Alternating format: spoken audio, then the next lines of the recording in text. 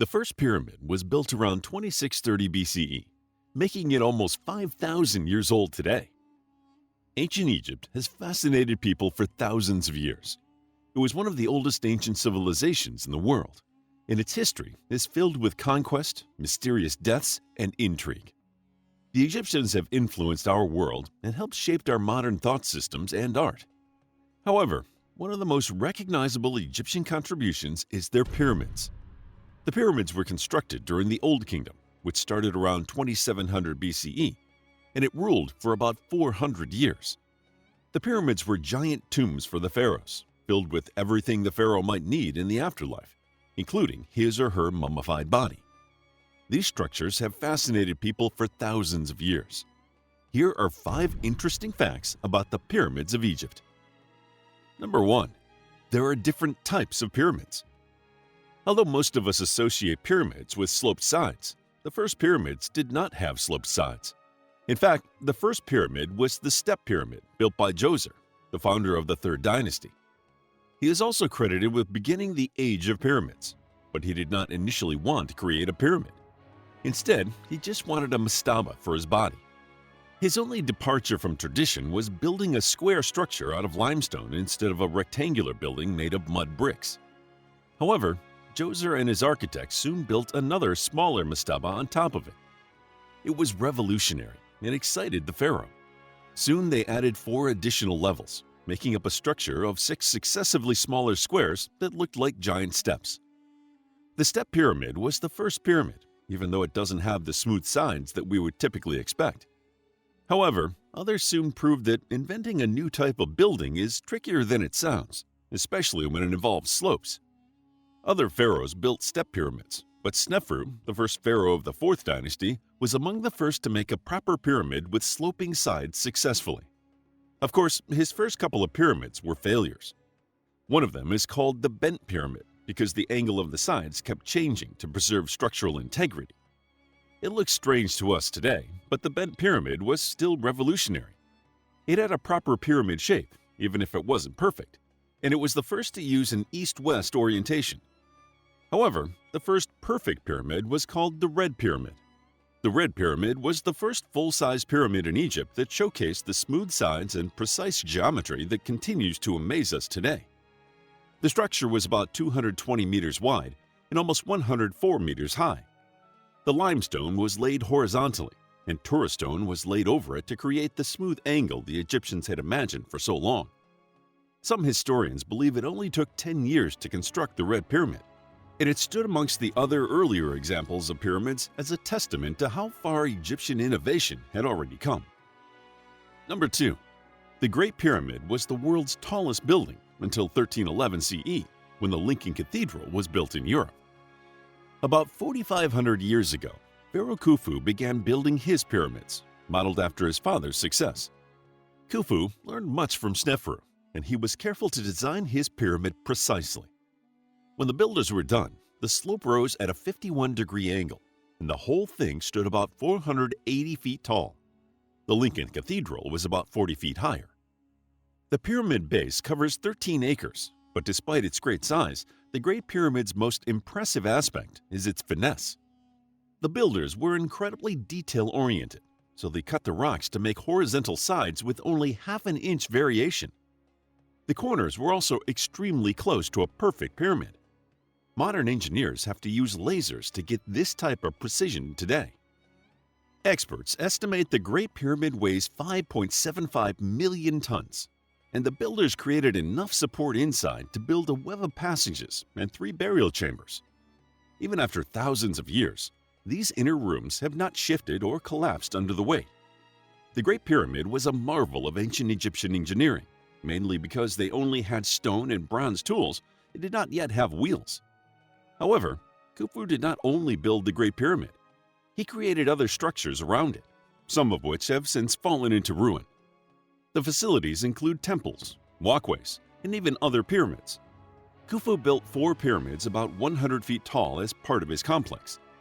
3 of these smaller pyramids were used for his wives.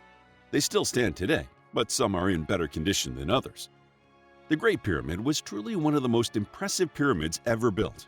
Although other pharaohs would take inspiration from it, Their pyramids never quite met the same level of achievement that set Khufu's work apart and continues to amaze us today. Number 3. The pharaohs were buried with everything they might need in the afterlife, including boats. The Egyptians believed that people would live on in the afterlife, and would need many of the things that they had had in this life once again. The Egyptians buried people with food, drink, jewelry, and anything else they thought necessary. In 1954, archaeologists discovered 2 unopened pits near the Great Pyramid. Most of these pits were emptied in ancient times, but 2 had been buried in the sand and forgotten. The first one had a completely functional boat stored in thousands of pieces. The Lebanese cedar and acacia wood were preserved in their carved rock pit because the entire thing had been sealed with pitch, making it airtight.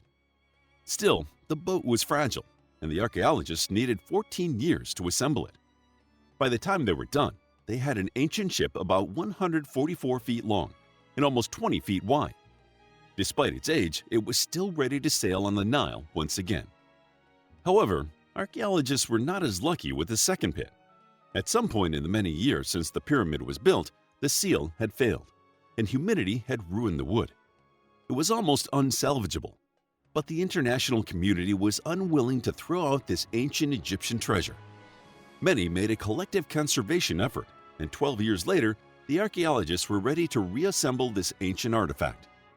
Sadly, these types of finds are few because many pyramids were robbed during ancient times.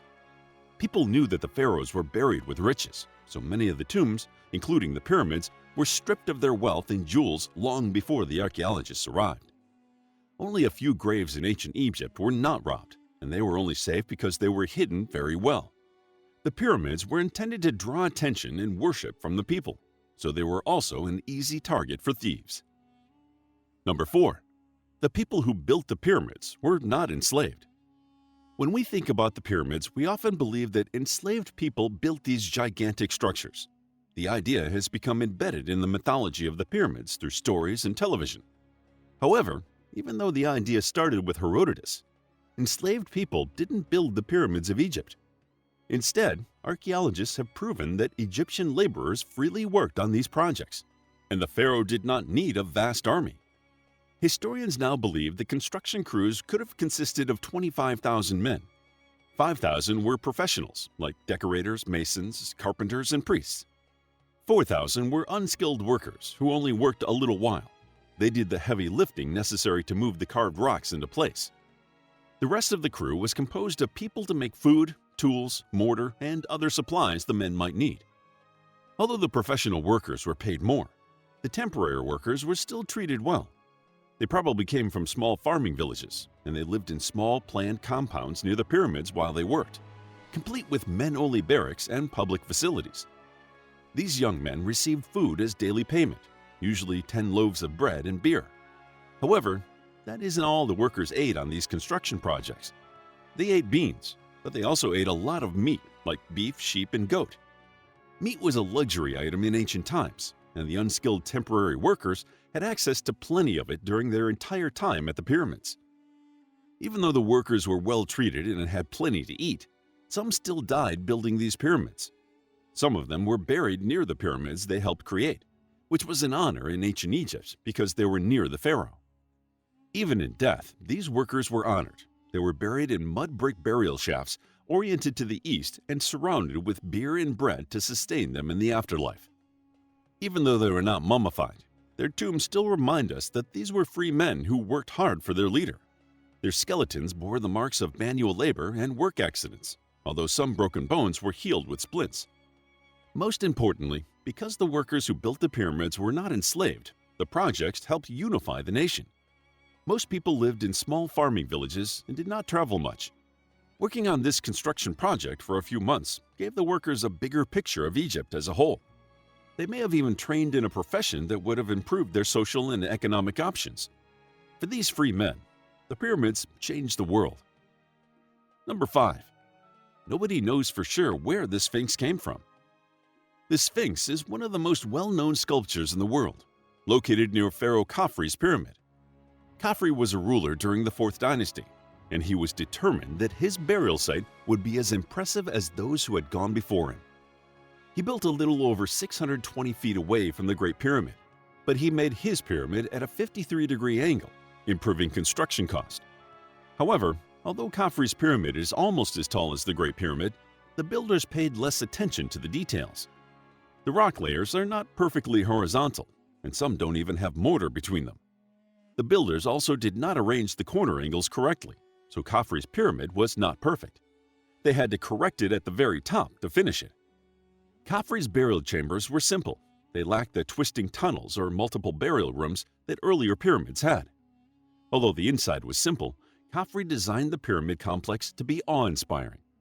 Most pyramids did not stand alone in ancient Egypt.